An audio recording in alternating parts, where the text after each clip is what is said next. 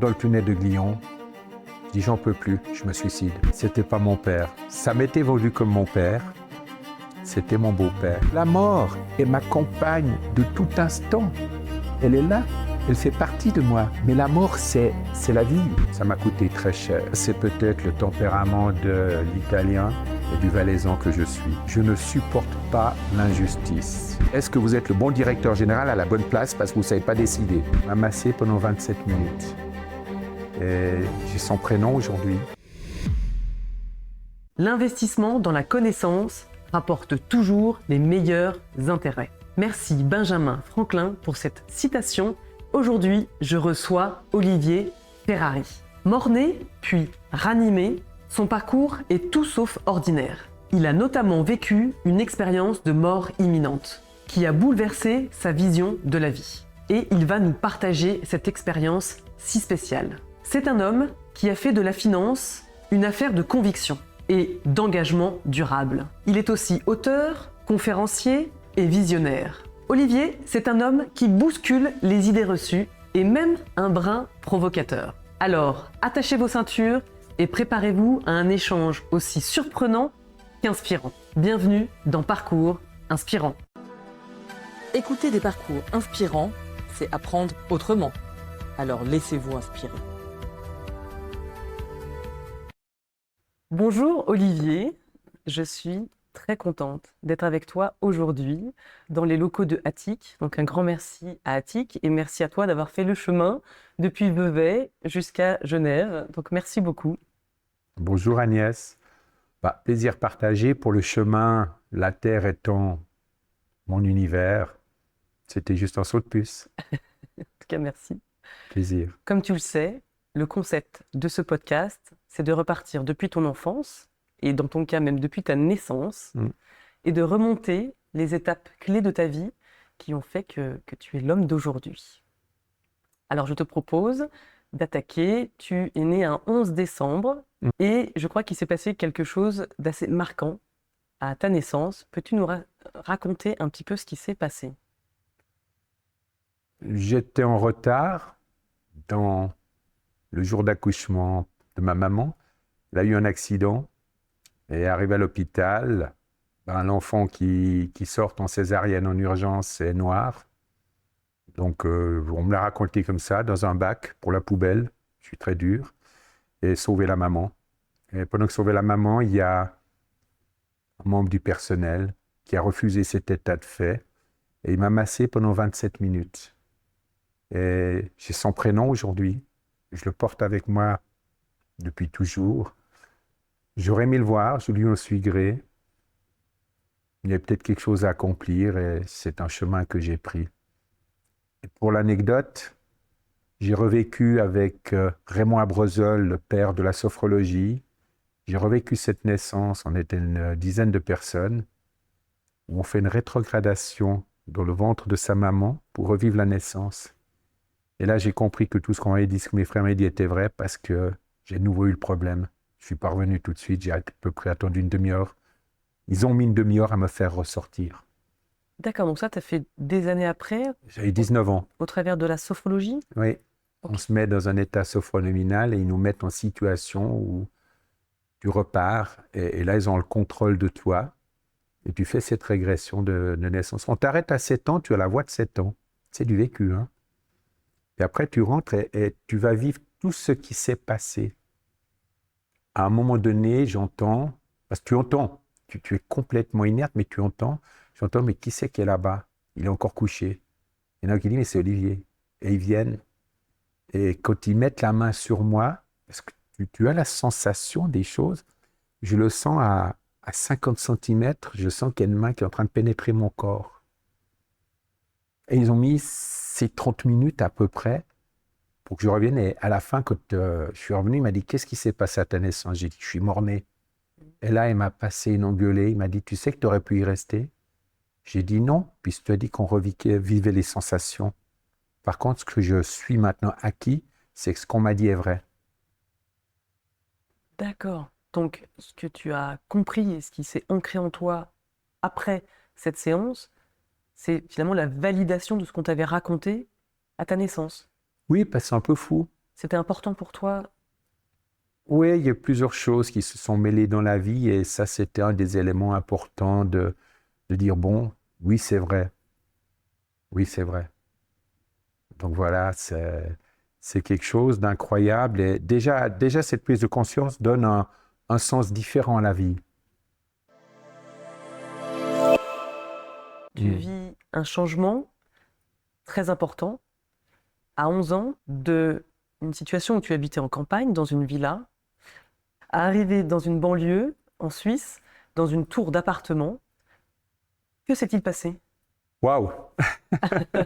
Oui, alors c'est vrai, je dis toujours, tu pars le matin d'une maison, du luxe, d'une situation protégée de la vie, puis le soir, ben, tu es dans ce qu'on appellerait effectivement à l'étranger la banlieue, le pire endroit de la ville où je suis, Vevey. Aujourd'hui encore, cet endroit est décrié.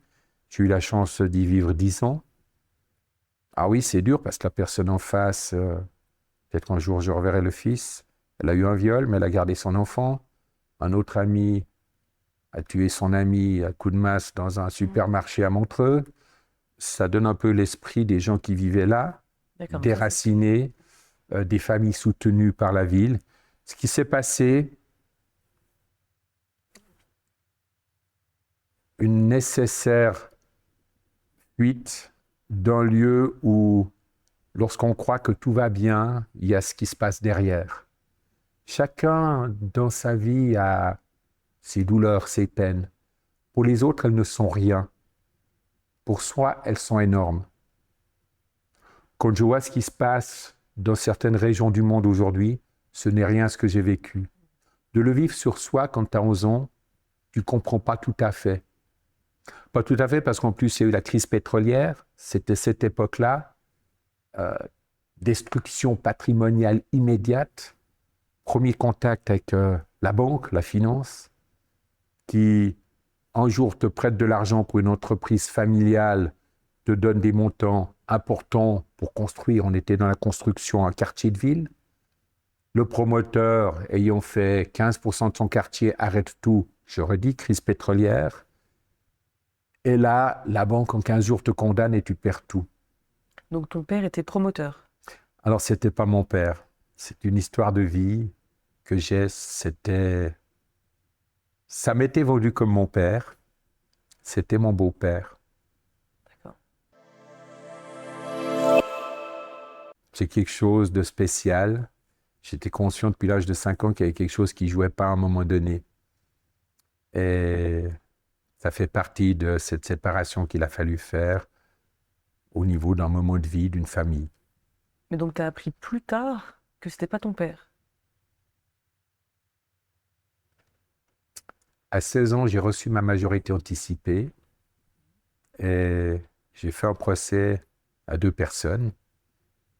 Cette personne-là est le père de mes frères. Et la veille de mes 20 ans, on a reçu le résultat. Un grand fichier comme ça que j'ai encore d'analyse. Et le père de mes frères était vraiment mon père. Ce qui était un acquis pour moi. Mais là, c'était la réalité. Alors, du coup, pour la soirée de mes 20 ans, on va faire la grande fête et discuter et dire, mais qu'est-ce qui n'a pas marché? Et en fait, j'ai enterré une semaine avant. Ah, il n'a pas pu venir à tes 20 ans. Non, j'ai eu droit 15 jours à le connaître dans la vie,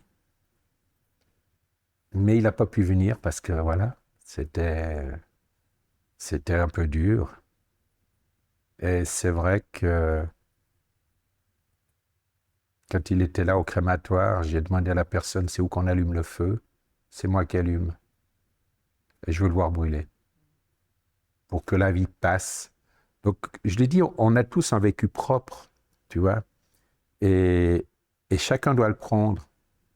Après, si je reprends de la naissance, il y a eu cette énergie pour aller de l'avant que quelqu'un a donnée. Et cette énergie, tu la reprends. Et si là, je dois retenir une première leçon de la vie, des fois, on veut chercher à comprendre et on se perd à chercher à comprendre. Et on oublie peut-être qu'on a un voyage à faire et qu'il faut peut-être passer plus de sens. Je dirais, j'aime bien écrire à des amis, suis le chemin de tes rêves, ils savent le parcours que tu dois faire. On passe trop de temps à chercher le passé, à vouloir comprendre. Mais la vie nous amène à comprendre. Alors si je te finis sur ce point-là, la vérité, je l'ai eue en février l'année passée. Seulement? Des décennies après, oui. Ok. Voilà. Il y a eu une situation complexe à un moment donné, d'une naissance et autre. Et puis, il y a eu des contrats qui ont été faits. J'ai faux passeport, faux livret de famille, autre nom. Tout a été acheté. Il y a eu une transaction à un moment donné. Une personne impuissante est toujours là. Je la respecte et je l'aime énormément. Elle a donné énormément d'amour. On sait qui c'est. Et elle m'a dit ce qui s'était passé. Mais il n'y avait pas le choix. On est dans les années 60, on est dans une autre époque, on est dans une autre forme de choses. Mais on est en Suisse et oui, j'ai mon passeport qui est faux et j'ai l'autre passeport avec un autre nom. Wow. Donc là, effectivement, j'avais une amie qui avait appris à 20 ans qu'elle avait été adoptée, ça l'avait détruite. Je n'avais pas compris à l'époque. Ben, moi, quand on m'a raconté ça, dès le lendemain, il y a eu 6 mois de destruction morale, de dire waouh. Mais ce qui est intéressant, c'est que quand tu as lâché prise à ne plus vouloir comprendre, le temps advenu arrive et tu reçois. Et là, tout s'imbrique et tout devient cohérent et logique. Mais donc, juste pour comprendre, de ta naissance jusqu'à 16 ans, on t'avait indiqué des parents comme étant tes parents biologiques. À 16 ans, tu t'émancipes. Et à 20 ans, tu découvres qui est vraiment ton père. Ma maman a toujours été ma maman. D'accord. Mon beau-père n'était pas mon père. Mais mon père, je découvre ce que je savais, ce que je ressentais. Tu vois, quand on parle de l'appel du sang, un jour peut-être j'en écrirai quelque chose. Ce que je te propose, c'est qu'on aille en 1982. Ton premier job à la Banque vaudoise du Crédit, après 3 ans d'apprentissage bancaire. Que s'est-il passé de particulier et notamment le premier jour? Alors, je suis arrivé dans cette banque grâce à mon beau-père. Grâce à lui, j'ai un contrat, quand je le relis aujourd'hui, poste indéterminé. 1 mois et demi avant, ça faisait 1 année que je cherchais du travail, mais il y a eu 4 mois d'armée. Et je fais une petite parenthèse. À 18 ans, je signe un contrat de rachat de la régie immobilière fiduciaire où je fais mon apprentissage. À 19 ans, on est dans les années, fin des années, au début des années 80, 80 pour certains. La propriétaire de la régie immobilière fiduciaire arrive avec une voiture à 120 000 francs. On va faire un voyage en Valais, on revient, puis je dis, qui c'est qui a payé? Elle me dit, c'est l'entreprise. Donc le lendemain, elle avait mon contrat déchiré, ma lettre de démission, et je lui ai dit, je m'excuse, mais moi, je ne rentre pas dans une entreprise où on dépense de l'argent pour une voiture à 120 000 francs. Il faut se mettre à l'époque, c'est énorme, 120 000 francs. Et le premier jour, j'arrive dans la banque. Je suis derrière la porte, je vois quelqu'un dans le bureau personnel. Je dis, vous dites à monsieur que je suis là? Oui. Vous dites à monsieur que je suis là? Au deuxième, oui. Donc, il sort, au bout d'1 heure et demie que je suis toujours derrière la porte, il sort, il dit, vous êtes là, vous?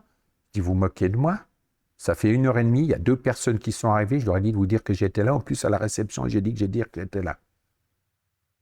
Il me conduit dans mon bureau, dernier étage, sombre, un bureau gris, métallique, presque la nuit noire, juste une petite fenêtre, à rue Pépinet, à Lausanne. Il dit, voilà, monsieur, des armoires grises, 3 mètres de large, pas plus. Il me dit, voilà, ça, écoutez, ça fait 3 ans que nos immeubles ne sont plus gérés. Vous avez une expérience régie immobilière. Voilà, je vous laisse gérer les immeubles et il part. Waouh. Bon, et donc oui, il y a un gars qui rentre. Toc, toc, toc. Oui, une personne rentre. Bonjour, monsieur. Vous me faites pour cet après-midi toutes les polices d'assurance incendie de nos immeubles avec les valeurs incendie, s'il vous plaît. Puis il part. Je suis derrière mon bureau. Ça. Je dis, vous êtes bien gentil, monsieur, mais vous êtes qui? Et là, il est accompagné d'un agent d'une succursale de la banque. Il se retourne et il dit, je suis Roger Givel, directeur général de la Banque vaudoise de crédit. Et il me fait tout un laïus avec une voix, une intonation là, imposant. Je me lève, je vais vers lui enchanté. Moi, c'est Olivier Ferrari. Et là, il vient, il fait enchanté. Il sort, je vais fermer la porte, et j'entends, lui cher, c'est qui ce gros rigolo que vous avez engagé?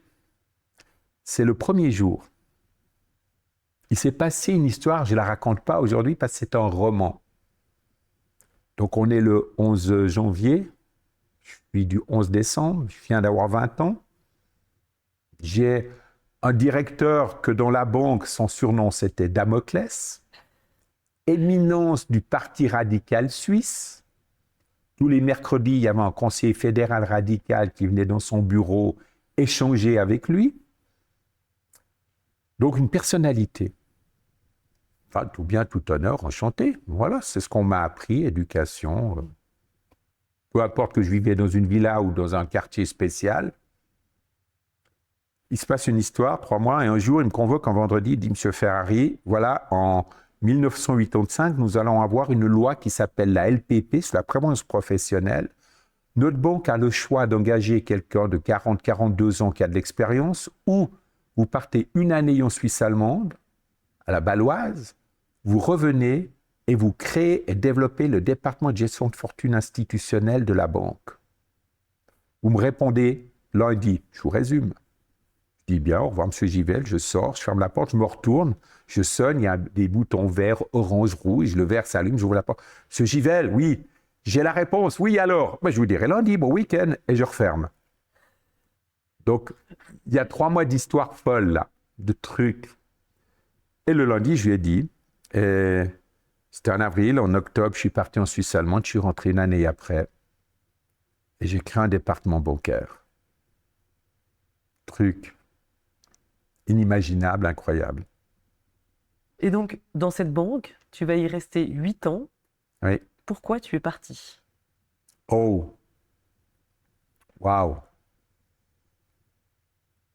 J'ai un repas à midi avec une grande institution. Il me dit qu'il en a marre des banquiers. Et puis moi-même, j'avais quelque chose qui ne jouait pas. Je rentre au bureau et là, tout d'un coup, on me demande à signer des ordres qui étaient des opérations pourries pour mes clients. Je m'explique, c'est la notion d'opération pourrie. On a eu dans les années 80, les années 80, ce qu'on appelait des zéro coupons convertibles japonais. C'est une structure, c'est une obligation. C'est la première fois que des entreprises empruntaient à 0% au marché. Parce qu'on a attendu longtemps pour voir ça chez nous. Et ces obligations pouvaient être converties à un moment donné en actions. À l'époque, le marché japonais montait. Donc, on avait ce qu'on appelle le marché. On souscrivait. Il y avait une période de souscription, il y avait le marché gris. Quand on recevait ces titres, ils étaient à 100 à la souscription et des fois, ils valaient entre 200 et 300 au moment où on les recevait. Donc, qu'est-ce qui passait quand on les recevait? On dit, je te le mets à 100 là, ce client en a besoin, je le vends à 150, je le rachète là. On faisait 4-5 opérations avec une seule opération. De l'argent qui tombe du ciel. Alors moi, je demandais à mes collègues à la séance du matin, moi, j'en aimerais bien. Dis-toi, Ferrari, tes clients, ils sont trop grands, t'as rien. Je dis, non, t'as rien, ils sont trop grands, c'est pour les privés. Eh bien, est arrivé le jour où le marché japonais s'est cassé la figure, ces titres à 100 valaient 40. On dit, Ferrari, on les met dans tes caisses de pension parce que les clients ne verront rien. J'ai dit, je refuse de signer les ordres. Il dit, on ne te demande pas si tu refuses, ils sont dans les portefeuilles de tes clients, ils ne verront rien. On ne peut pas faire ça au privé. La discussion avec l'autre client qui me disait les banquiers, cette situation-là, j'ai donné tout de suite mon congé, sans discuter. Et j'ai dit, je vais créer une entreprise pour expliquer comment ça se passe dans les banques. Je vais dire aux caisses pension comment ça se passe dans les banques. J'avais 5 mois de délai. Donc, c'est vraiment... j'ai mon amie qui est mon épouse aujourd'hui. J'y téléphone à Londres. Je dis, voilà, je vais créer une entreprise. Je dis, mais, je dis, écoute, je ne peux plus. Et je rêvais toujours de créer mon entreprise. Et donc ça, c'est la naissance de Coninco.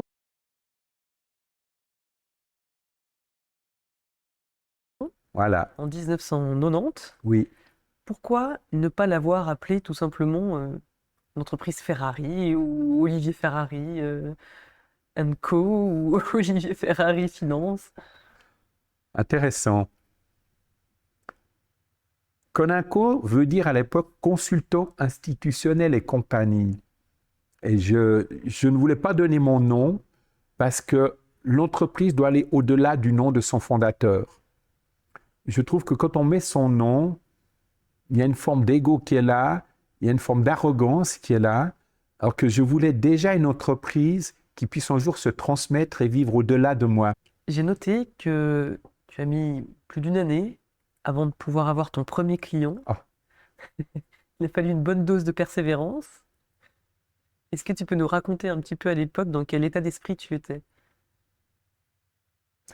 Quand je donne mon congé à la banque, le directeur général de Ferrari, je ne vous donne pas plus de 3 ans. Par arrogance, j'y réponds, moi aussi pour vous. Clin d'œil de l'histoire, puisque 2 ans et demi après, la banque disparaît. Rien à voir ou à voir? Non. Mais j'ai démarré et j'ai dit à mon amie de l'époque, qui est ma femme aujourd'hui, je dis écoute, on va faire ça. Mais je me donne délai 31 décembre 1991. Si on n'a pas réussi à avoir nos premiers clients, on vend tout, on liquide tout, on part à Los Angeles, on fait un restaurant et on va vendre des papés vaudois, des saucisses à rôtir, des atrios, mais à $100. Parce que les Américains sont des fous. Et d'avoir un truc comme ça où tu achètes, on commande des produits en Suisse. Moi, je n'étais pas durable à l'époque de ma réflexion. On les amène là et on va se faire une fortune là-bas. Et le 11 décembre, jour anniversaire, une société, les Sources Minérales Aignées, on signe le contrat. 11 mois. 11 mois. C'était une folie. Alors je reviens quand mon banquier m'a dit « vous n'êtes pas solvable », j'ai dit « non seulement je ne suis pas solvable, mais je n'ai pas d'argent pour créer ma société, j'ai obtenu un crédit pour le 35% que j'aurai, j'ai des actionnaires qui viennent pour la différence, et la banque cantonale vaudoise m'a fait un crédit de 100 000 francs pour lancer ma société. Chacun sa notion de solvabilité. » Donc on se retrouve après 11 mois, 0 client. Bon, anecdote, les taux d'intérêt étaient montés, j'ai eu la chance d'acheter une maison, encore un truc fou à l'âge de 25 ans. 26 ans, je dépensais 60% de mon salaire pour payer les intérêts et l'amortissement. Et quand j'ai quitté la banque, ils me disent « Monsieur Frère, vous n'êtes plus un nouveau client, les taux sont montés, c'est du 7,25 pour vous, le taux d'intérêt. » J'étais à 4 taux privilégiés. Je n'avais pas calculé ça. Combiner tout ça, l'année se passe. Agnès, tu crées tes podcasts. Ouais. C'est fabuleux. Tu as raison, tu es juste. Mais il y a un temps où il y a ce moment où ça va passer. C'est comme la naissance. Il y a ce massage de 27 minutes qui dit tu dois persévérer, il faut persévérer. Si tu y crois, tu es sur le chemin de tes rêves. Je dis toujours les rêves, c'est une forme de réalité en attente ou en latence. Et c'est ce que tu t'es dit à l'époque? C'est ce que je me suis dit. Et ce 11 décembre, je signe. Alors, je vais dire une anecdote. Je ne suis plus condamnable, il y a prescription. On a bien bu avec mon client. Je rentre, je pars baigner, je rentre et à Cheb, je me fais arrêter par un policier. Puis il me dit, monsieur, il me semble que la vitesse, enfin il y a dit 2-3 choses pas adaptées. Puis je dis, monsieur, j'ai créé ma société il y a une année. Je viens de signer mon premier client. D'accord? Voilà, vous voyez, c'est mon anniversaire aujourd'hui. Oui, j'ai bu un peu. J'avais la maîtrise de ma voiture, je suis heureux. Il dit, oui, mais il faudrait être à la maison. Je dis, vous savez, si vous ne m'aviez pas arrêté, j'y serais déjà. Il dit, mais monsieur l'agent, vous savez ce que c'est de vouloir créer une entreprise et d'attendre une année avant de vous dire, je vais enfin encaisser quelque chose. Savez-vous ce que c'est que l'entrepreneuriat, ce que ça demande? Il me regarde et dit, monsieur, rentrez à la maison. Je dis, c'est ce que je fais. Au revoir, au revoir. Sympa, franchement sympa. Est-ce que tu te souviens de faits marquants par rapport à l'évolution de Coninco? Marquant. Oh, je suis à table à midi, il y a une personne en face, M. Baudry. Je dis non, son nom est une belle personne, Si j'ai mon mur de Calvin, j'aurai un peu plus que le nombre de personnes qu'il y en a. D'accord. J'avais fait une offre à une institution, puis là, il dit, Monsieur Ferrari, faut que je vous pose une question, parce que j'avais été présenté en tant qu'Olivier Ferrari, pas Coninco. Il me dit, voyez, là, j'ai reçu une offre pour notre caisse pension, on cherche quelqu'un. Est-ce que vous connaissez une société qui s'appelle Coninco? J'aimerais avoir votre avis. Pas mal. Ah, je te jure, t'es là, t'as la personne en face. Tu dis, attends, c'est irréel. Je dis, bon, faut rester sincère. Je dis, Monsieur Baudry, je suis mal placé. Pourquoi? C'est moi. C'est vous? Alors, on vous invite à une présentation devant notre conseil de fondation. Alors, autre anecdote marquante. Je suis là, je fais la présentation au conseil de fondation. Il y en a un autre qui s'est présenté avant. Et il me dit, Monsieur Ferrari, si on vient avec vous, on sera le combienième client? Je dis, ah, attendez. Un, Aigné. Si lui vient, ça ferait 2. Si lui vient, ça ferait 3. Si lui vient, ça ferait 4. Ben, vous êtes le 7e, si vous venez. Mais il fallait qu'il y en ait 5 autres qui viennent avant. Et là, tiens-toi bien, il conclut. Les 6 autres avant ont conclu aussi. Hein. Enfin, 5, Aigné plus 5. Et l'autre, qui était en concurrence, est devenu mon associé pendant 18 ans. Fantastique. Prévu, pas prévu, déterministe, pas déterministe, ça s'est passé. Ça, c'est un des moments. Waouh! Est-ce que pendant cette activité chez Coninco, il y a eu des moments où, rétrospectivement, tu te dis « Ah, j'aurais peut-être pas dû faire comme ça ». Ouh là là! Belle question. Alors, je vais vous raconter une autre anecdote. Je dis les noms parce que je les assume. J'ai un groupe qui s'appelle Alcatel. Ils avaient une quinzaine de contrats d'assurance, un fonds de pension. Je réussis, grâce à une belle relation avec l'administrateur délégué, à tout fusionner.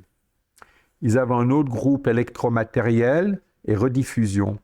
Il dit, qu'est-ce qu'on peut faire? Je dis, ben nous, on peut créer un groupe. S'ils veulent garder leur caisse de pension, on a fusionné tout ça pour le groupe-là, on les met dans une commission de placement et ils peuvent suivre et investir comme nous, où on prend leur capital, ils gardent leur caisse, leur stratégie, mais ils mettent leur capital avec nous et on optimise la gestion pour réduire les coûts. Et puis il y a un du groupe qui s'appelait Rediffusion qui n'a pas dit oui. Puis il a fait 10 ans avec un concurrent. Puis là, on nous convoque à Zurich. C'est une petite anecdote, mais je la prends. Nous convoque à Zurich, Ferrari, alors le rapport, vous voyez là, j'ai le rapport du concurrent, 100 pages, vous, 20 pages, c'est bon, pas terrible. Je dis, wow, on est mal parti là. Première séance terminée à Zurich. Hein. Deuxième séance, on va, et là, il m'a demandé un document, j'ai fait 120 pages. Il en avait 100, donc je dis, je t'en fais 120. Je dis, ja, Herr wunderbar, noch 20 Seiten, man kann etwas verstehen. Pardon, on peut comprendre quelque chose. Il était content, bien, mais toujours pas de décision. Troisième séance, et c'est là la clé de l'anecdote de mon caractère. Je ne le regrette pas. Mais des fois, ça coûte cher. Il est là, il hésite à rejoindre notre groupe et le concurrent qui est là. Et là, je dis, vous savez, Monsieur Muller, Monsieur Muller, c'est mon nom d'emprunt, j'ai Michel Muller. Okay. Une fois dans ma vie, je suis tombé sur un Michel Muller, mais je dis, Muller, c'est un autre. Je donne ça à des entrepreneurs qui aimeraient créer leur entreprise. Ayez un nom d'emprunt qui fait qu'à aucun moment vous trahirez. Avant, j'ai donné des noms réels. Là, je dis, Monsieur Muller, c'est moi, j'ai un problème. Vous hésitez entre cette société, là, je tairai le nom parce que ça ne sert à rien, et nous.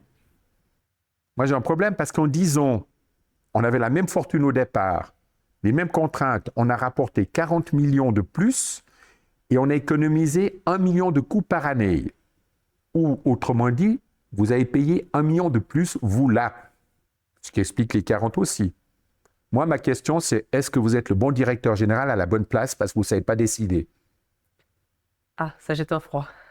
Là, il y a Ferrari. Oui, pardon, je comprends. Bon, on va arrêter la séance là. L'après-midi, j'ai un téléphone d'Alcatel siège. Monsieur Ferrari, votre contrat est résilié pour insolence et l'autre est viré pour incompétence. Aujourd'hui, j'ai un concurrent qui conduit ce groupe, mais en fait, je l'ai géré, mis en place pendant 10 ans. Ça m'a coûté très cher. Et ça, c'est peut-être le tempérament de l'Italien que je suis et du Valaisan que je suis. Je ne supporte pas l'injustice.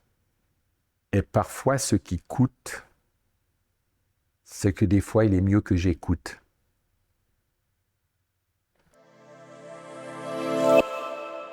On est à peu près à la moitié de l'épisode et je te propose qu'on fasse un petit jeu. On est à peu près à la moitié de l'épisode et c'est l'heure de faire une pause fun avec l'entracte. Pendant 5 minutes, mon invité va jouer au jeu de la dernière fois que. Le principe est simple. 5 questions qui commencent toutes par la dernière fois que. Il a le droit à 3 jokers s'il veut éviter une question. Prêt ? C'est parti. La dernière fois que j'ai eu super peur, nous sommes en 2023, nous avons des réseaux sociaux qui montrent de tout et de tout. À l'âge de 7 ans, une voiture s'arrête au bord de la route, des gens me prennent pour me mettre dans la voiture et m'enlever. J'ai eu très peur, je me suis débattu, j'ai réussi à tomber des bras. Et je cours le long de la route, ils nous courent derrière. Donc on est en pleine campagne et des gens en face voient ce qui se passe. J'arrivais proche d'une maison qui est au bord de la route. Là, ils viennent en sens inverse. Et là, ils sont partis. Wow. Ça, c'était à côté de chez toi? C'était chez moi. J'allais à la maison, j'étais sur la route pour aller à la maison. Oh. Et ça, rien que d'y penser, ça me dresse les poils. Donc aujourd'hui, on nous amplifie ces éléments individuels qui se passent. Mais ce jour-là, c'était la dernière fois. Je me suis dit, j'en peux plus. J'ai aidé une personne dans sa vie, j'ai mis un logement, j'ai permis de créer son entreprise. Il me conduit au prud'homme, il me réclame le remboursement de 10 ans de loyer. Mais non. J'ai fait une fusion de société et l'auditeur s'est trompé dans la fusion. Je reçois une amende de 450 000 francs de l'État de Vaud. J'ai la société, il s'est passé quelque chose de compliqué et ça coûtait de l'argent. Je suis parti en Valais le matin, il y a prescription. Je suis parti en Valais le matin, je rentre sur Vevey, je rentre dans le tunnel de Glion, je dis j'en peux plus, je me suicide. J'accélère, je dis à la sortie du tunnel, je tourne le volant. Je monte à 200 à l'heure dans le tunnel. À un moment donné, je vois la lumière qui arrive, parce que les tunnels, on ne voit jamais la lumière tout de suite. C'est des raisons techniques aussi, on m'a expliqué. Je vois la lumière qui arrive, je sens le cœur qui bat, je vois la vitesse, j'arrive à ces 200, je vois la sortie qui approche, d'un coup la lumière s'efface, elle disparaît. Et là j'ai mes 2 filles qui passent devant moi et qui me disent « Papa, pas pour de l'argent s'il te plaît ». Et là je lâche le volant. Et je ressors à peu près à 180, 160. J'en pouvais plus.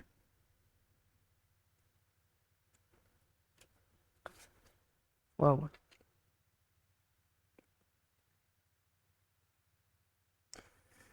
J'ai pensé, ce n'est pas une erreur, c'est une leçon. La vie m'en donne des leçons. Elle a un petit garnement en face d'elle. Je l'ai dit, sa tête d'Italien, toscan et valaisan fait que ce que certains diront erreur et j'en cumule sont des leçons. Mais des fois, je me dis, j'ai pas envie d'apprendre. La dernière fois que je me suis dit, ça va mal finir, j'avais acheté en 94 des bureaux pour ma société.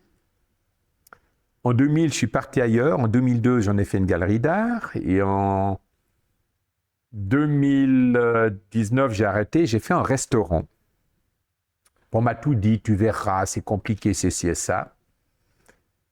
Et puis, on n'a pas eu de chance, peut-être, avec les gens qu'on a engagés, ou trop présomptueux sur notre capacité.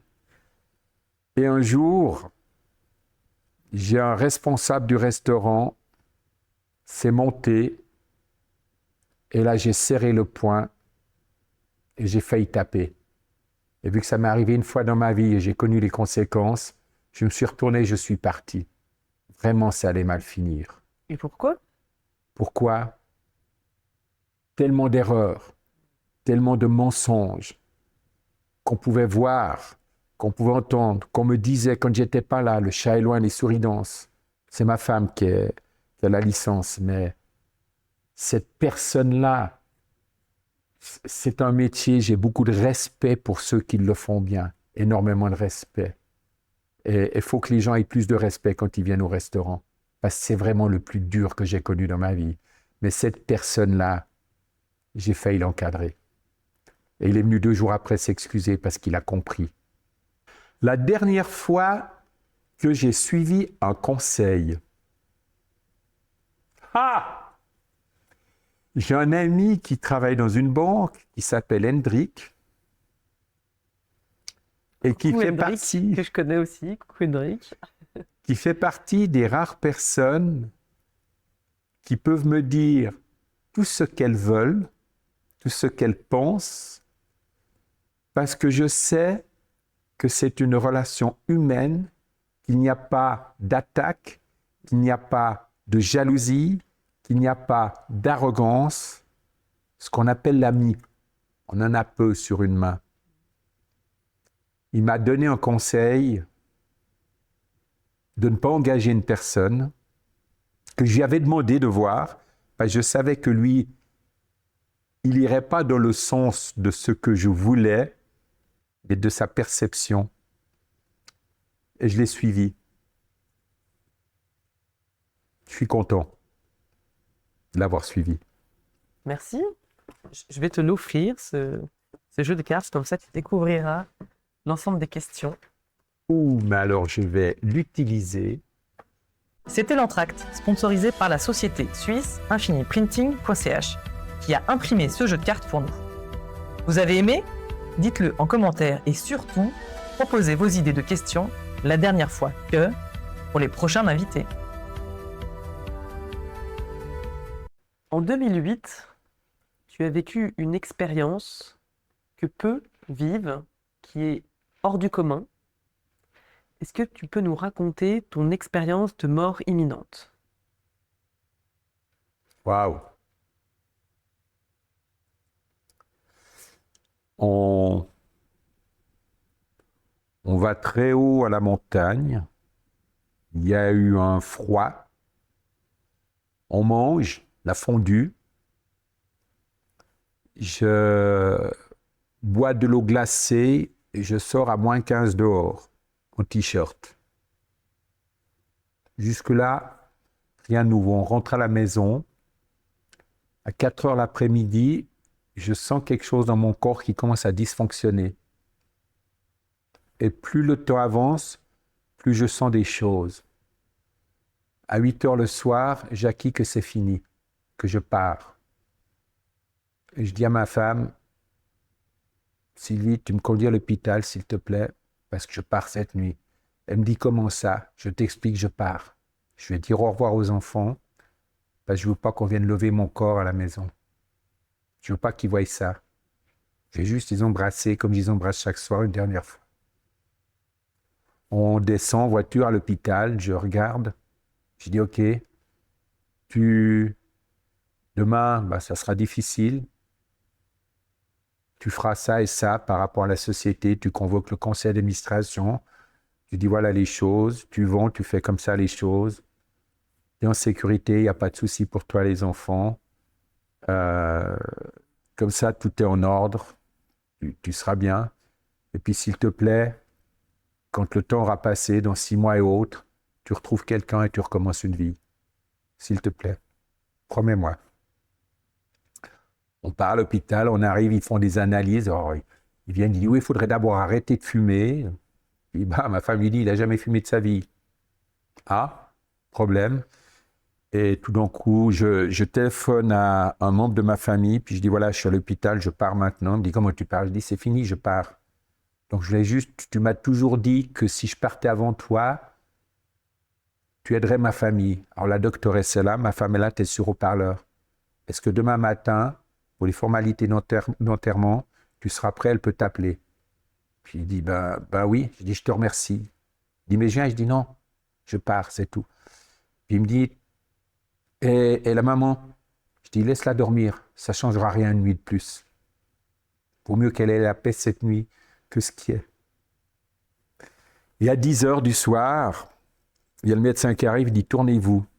Et là, oh! Je dis, je ne peux pas. Mais quand j'ai dit je ne peux pas, il est 2 mètres en dessous de moi. Alors tu vois, tu as le mouvement, tu as la voix, tu as le physique. Tu ne peux pas expliquer ça. Je lui parle, mais il n'entend pas.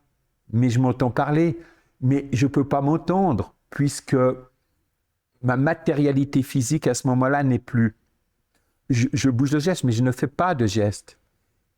Et là, ils constatent qu'il y a quelque chose qui ne joue plus. Ils appellent des infirmiers, un brancard arrive, je vois mon corps être pris. C'est dingue. Tu vois ton corps qui est pris, tu es là, tu regardes, tu es comme ça. Enfin, je me vois le regarder, puisque c'est là-dessous que ça se passe. Change d'ambulance, me conduit aux soins intensifs d'un autre hôpital, Providence Samaritain, ils existaient encore. Et là, on arrive aux soins intensifs, ils expliquent aux médecins qu'il y a quelque chose qui se passe. Moi, je les regarde. Puis je dis, mais laissez-moi en paix. J'ai dit au revoir, c'est bon, je pars, s'il vous plaît. Pas de lumière, pas de rencontre de gens qui viennent à toi. Juste une plénitude. Et là, il y a... Ça, c'est ce qui me reste le plus fou. Que je sorte du corps, ça ne m'interpelle pas trop. Mais la personne vient et dit, j'ai fait une piqûre de morphine pour pas qu'il aille mal. Je dis, mais mon gars, je sens rien, ta douleur, t'es gentil. Mais vraiment, je me dis ça, je me parle. Il me fait la piqûre, il ouvre la porte, il sort, il ferme la porte, j'ouvre les yeux. Sauf que au moment où il ouvre la porte, que je le vois ouvrir la porte, qu'il a fermé, j'ouvre les yeux, il s'est passé 10 heures. Au moment où je rouvre les yeux, je suis dans un lit d'hôpital et je vois mon corps. Puis je me pince là, je dis waouh, je suis vivant, je suis revenu. J'enlève le goutte à goutte, je me lève, je m'habille et je me taille l'hôpital. Il me court après, il dit, vous faites quoi? Je dis, je suis vivant. Il dit, non mais attendez, j'ai pas de téléphone, j'ai dit à ma famille hier, j'ai dit au revoir, je suis vivant, je vais leur dire. 2 heures après, j'étais au travail. Ce qui est quelque chose qui m'interpelle encore aujourd'hui. Je suis né à 10h10. La deuxième fois, je rouvre les yeux à 10h10. Je me rappelle encore regarder l'heure et je vois 10h10. Mais comment tu t'es senti partir? Comment tu avais cette conviction d'aller jusqu'à dire que tu allais mourir? Oui. Concrètement, comment tu en es arrivé à cette conclusion? Des organes, je sentais mon corps, des organes qui s'arrêtaient. Tout était en train de ralentir. J'avais des dysfonctionnements, des douleurs que je ne connaissais pas. Tu vois? Alors, je dis que c'est certaines douleurs. J'ai eu un infarctus, mais j'ai guéri totalement. Plus de médicaments, plus rien. C'est un problème génétique de famille. J'ai la chance de tous les cousins qui l'ont eu. Je suis celui qui est encore vivant. C'est de la génétique. J'ai 2 filles. Par chance, ça se transmet aux garçons et pas à mes filles. Donc voilà. Si elles ont des garçons, peut-être surveiller. D'accord. Je sentais tout ça. Donc, il y a eu des accidents, des choses comme ça. Tout le corps se dégradait et j'ai acquis la conviction que je partais. C'était acquis pour moi. Mais ce qui était juste génial, c'était acquis et ça n'était plus une peur. J'étais en paix. Je ne suis pas croyant. Tout ce que j'appelle les sociétés où je peux les nouvelles, c'est 1, 1, 1, 1 et quelque chose. Je n'étais pas croyant. Et pour dire, quand je suis revenu, quelques jours après, avant que ça se passe, j'étais incapable de regarder au-delà de la Lune. Quand je dis au-delà de la Lune, tu vois l'état physique, les étoiles, ce sont des planètes, des choses. Je ne les regardais pas, ça me faisait peur. De penser à l'infini me faisait peur. Et là, j'ai pris des jumelles, il y avait Mars. Je regarde et je vois Mars, la planète rouge. Depuis, tout ce qui sort sur l'infini me passionne. On vient de découvrir une structure dans l'espace formée de milliers de galaxies, de dingues reliées, interconnectées. Me passionne. Et le quantique me passionne. L'interaction entre les deux. C'est marrant parce que la société d'impression s'appelle Infini Printing. Il y a le terme infini dedans. Génial. Ok. Mais c'est infini, j'aime dire aux gens l'infini. Vous l'avez en vous. Tu vois, j'ai ce doigt-là. Je rentre là. Hein? Je ressors ici. Alors tu admets maintenant, je fais un pas pour passer de l'autre côté. Mais je deviens petit, je deviens nanométrique. À quel moment je fais le pas que je passe de l'autre côté? Jamais. Jamais. Parce que tu pourras toujours couper la plus petite distance qui existe, même à l'état du quark, tu pourras le couper en deux.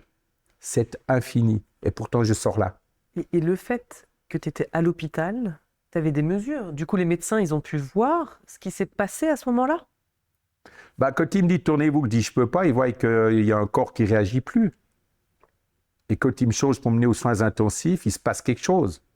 Ils savent pas quoi. Le cœur n'est pas arrêté. Hein. Okay. Le cœur n'est pas arrêté, puisqu'il n'y a pas eu de poum pour le remettre. Mais ils voient qu'il y a un corps qui bouge plus et qu'il n'y a plus de réponse, qu'il n'y a plus rien. Juste un cœur qui bat, une respiration qui perdure. Et scientifiquement parlant, comment ils ont expliqué cet état? Alors, j'ai une médecin, une amie d'une belle fondation, Tom Spoli, elle se reconnaîtra. Il m'a expliqué qu'à l'hôpital, certaines interventions, ils doivent déconnecter un endroit du cerveau. Ils déconnectent le corps. Et tous ceux qui vivent cette déconnexion vivent ce que j'ai vécu. Parce que quand ils les reconnectent, ils leur racontent l'opération qui s'est passée. Donc c'est intéressant parce que je rencontre des gens qui le savent, on s'en parle, chacun différemment. Beaucoup de gens s'en parlent. Et ce qui est super, c'est qu'aucun de ceux qu'on en parle, réellement, faisant d'allusion à de la religion ou autre, rien ne se crée, rien ne se perd, tout se transforme. Ce qui est intéressant, c'est que depuis que c'est arrivé, hier ne m'intéresse plus. Oui, on peut échanger sur un passé, sur une histoire, mais hier ne m'intéresse plus parce que même la minute d'avant ne m'intéresse plus parce que ce qui est au mouvement, tu ne peux plus le changer. Quand tu vas avoir l'accident, que tu vois l'accident qui arrive, ça m'est arrivé une ou deux fois, hein, tu ne peux plus rien changer. Tout au plus décider comment interagir pour que la violence ne soit pas là ou que le mouvement change, tu vois. Mais ça se passe. Donc aujourd'hui est passionnant.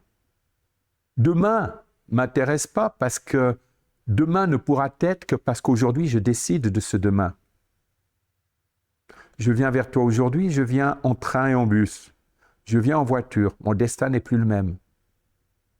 J'aurais pris la voiture, mon destin aurait changé. À chaque choix que nous faisons, nous n'avons déjà plus le même destin. Donc c'est bien que c'est le présent qui crée ce destin. Et pendant ces 10 heures, tu as des souvenirs, tu as des flashs, des images? Tu n'as pas 10 heures. T'as pas 10 heures, justement, c'est ça que je dis. C'est qu'il vient, il me fait la piqûre, je le vois faire la piqûre, il ferme la porte et j'ouvre les yeux. C'est là, toi, on est dans le quantique, on n'est plus dans l'infini. On est dans le quantique. Pas cet instantané, le moment où j'ouvre les yeux. Je te vois là, je ferme la porte et j'ouvre les yeux. Mais il s'est passé 10 heures. Ok. Donc, j'aime toujours à dire que le temps, on va faire d'économie, a été créé par l'humain. L'âge des gens a été fait pour cataloguer les gens, pour en faire des consommateurs spécifiques dans lesquels le système va leur vendre à outrance des besoins. J'ai quelqu'un qui me dit « Mais t'as vu ton âge, t'as vu moi ?» Je dis « Oui, effectivement, sur 4,54 milliards d'années, voilà notre différence d'âge. Quel est ton problème? Quelle est ta question ?» Ça démarre bien une conversation comme ça. Et ce qui m'est arrivé m'a redonné le sens de la vie, le sens de l'humain. Donc la mort, elle m'accompagne de tout instant. Elle est là, elle fait partie de moi. Mais la mort, c'est la vie. Et du coup, quand tu as la chance de ne plus avoir la peur de la mort, parce d'en parler sereinement, j'en vois des gens en face, j'ai une personne il y a peu de temps, elle tremblait à un moment donné quand je lui en parlais comme ça. tu n'as plus à te poser cette question. Dès lors, tout devient possible. J'ai la passion de la vie. Tu vois? Je te propose qu'on attaque un chapitre qui compte énormément pour toi. Tu es un homme de conviction et j'aimerais qu'on parle finances durables.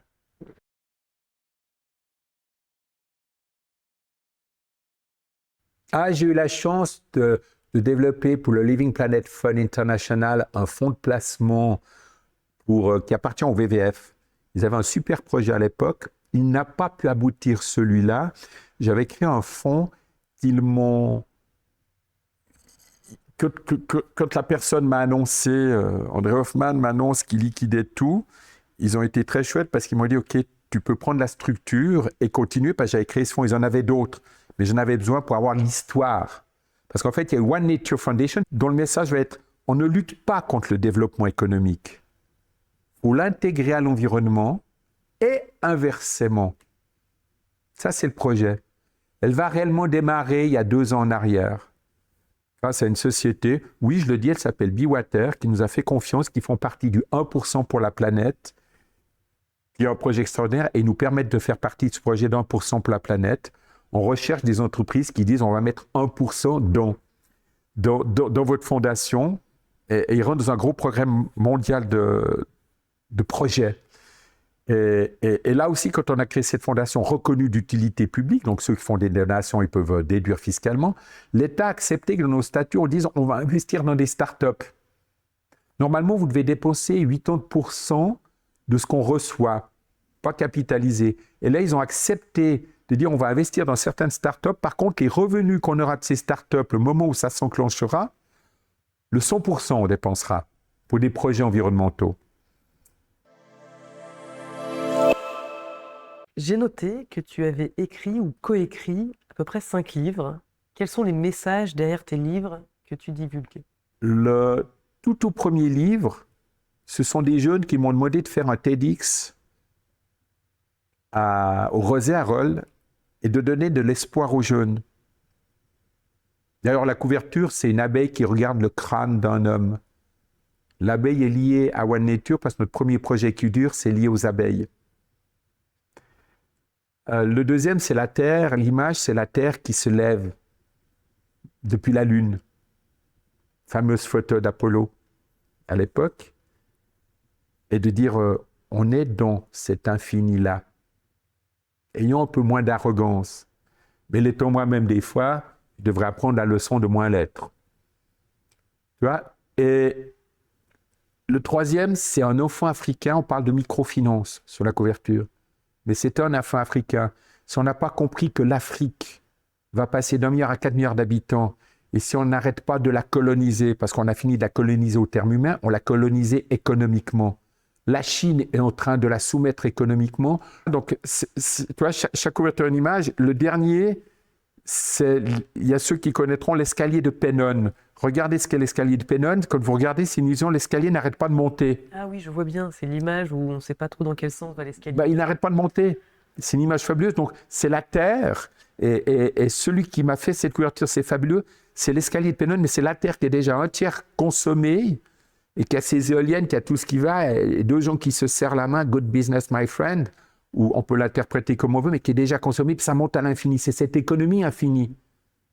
Tu vois? On est dans cet espace infini. Alors, les livres, c'est quoi? J'en ai encore une dizaine à écrire. J'aimerais en écrire beaucoup. Je les écrirai tous. C'est transmettre à ceux qui sont prêts à vouloir passer un moment et avoir un message de quelqu'un qui a eu la chance de tout avoir ce qu'il souhaitait dans la vie, qui n'a plus besoin de rien. Quand je dis le plus besoin de rien, si on parle d'argent ou autre, c'est pas ça de s'être réalisé. C'est pas un bunker à 300 millions de dollars ou autre.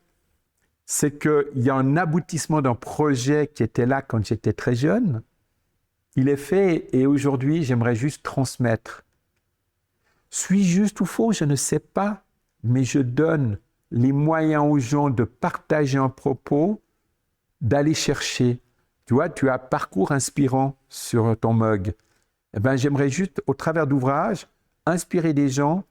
Très bien. Je mettrai tous les liens, bien sûr, dans les commentaires. Merci. On touche à la fin de l'interview. Il reste les 3 instants signature. Donc, il y a cette jolie baguette magique qui appartenait à ma fille.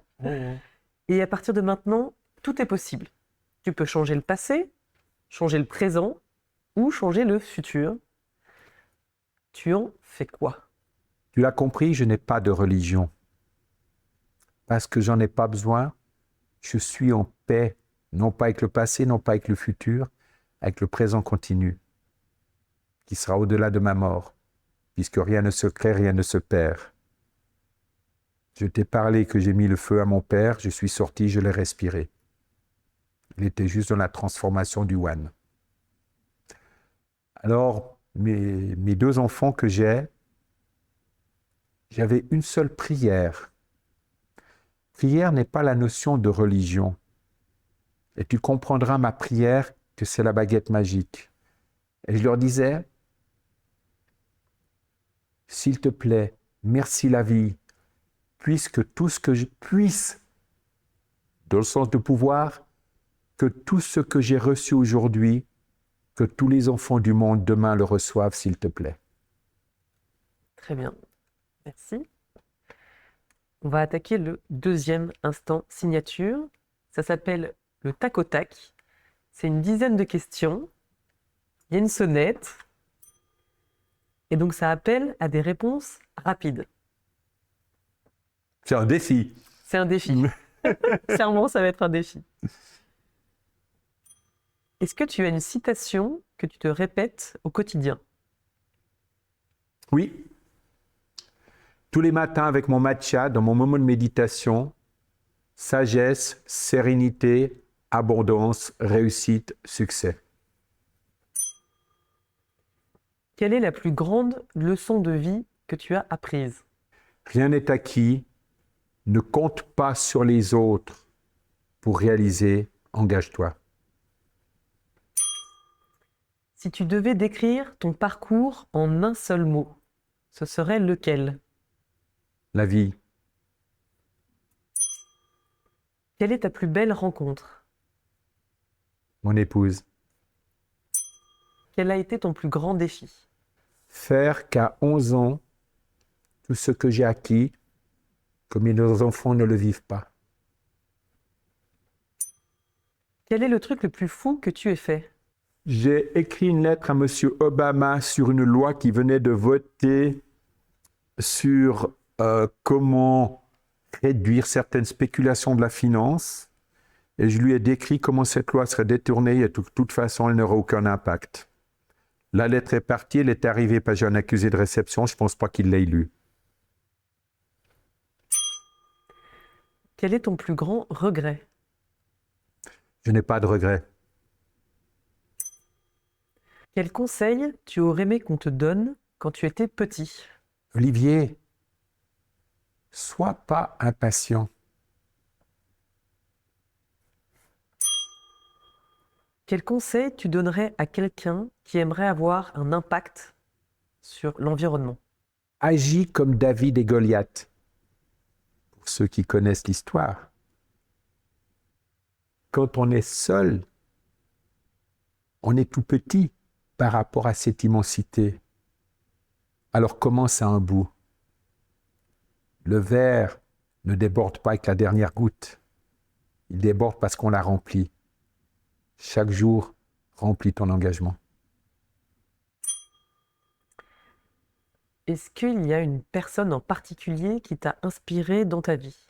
Ma maman. Il reste le dernier instant signature. C'est la fameuse minute inspirante. Donc je vais lancer un chrono et tu as maximum, donc ça peut être moins, 1 minute pour inspirer. Suivre le chemin de ses rêves, devant l'adversité, prendre chaque fois ce recul et comprendre pourquoi c'est arrivé. J'ai acquis que tout ce qui arrive, si on est sincère, c'est à cause de soi. Alors j'aime donner un conseil. Vous vous mettez nu le matin devant votre miroir aux toilettes. Si vous êtes un homme ou une femme, vous enlevez les bagues ou les bijoux, les montres vous-même. Vous vous regardez dans les yeux et vous vous posez toutes les questions. Et si au moment de la réponse, vous détournez les yeux, vous êtes en train de tricher avec vous-même. Si vous trichez avec vous-même, vous trichez avec la vie. Si vous osez regarder votre regard et vous avez les bonnes réponses, demain votre vie changera parce que vous savez quel chemin prendre. Écoute Olivier, un grand merci. Merci à toi pour ce partage, pour ton parcours. Un grand merci. Merci à toi. Si vous êtes encore avec moi, c'est que cet épisode vous a plu. Alors, avant qu'on se quitte, j'ai 2 petits services à vous demander. 1, abonnez-vous, ça m'aide énormément à pouvoir continuer cette aventure. 2, partagez cet épisode. Parlez-en autour de vous. Une histoire partagée, c'est une inspiration qui voyage. Merci beaucoup pour votre soutien et surtout, restez curieux car chaque parcours a une leçon à offrir. À très vite pour une nouvelle dose d'inspiration.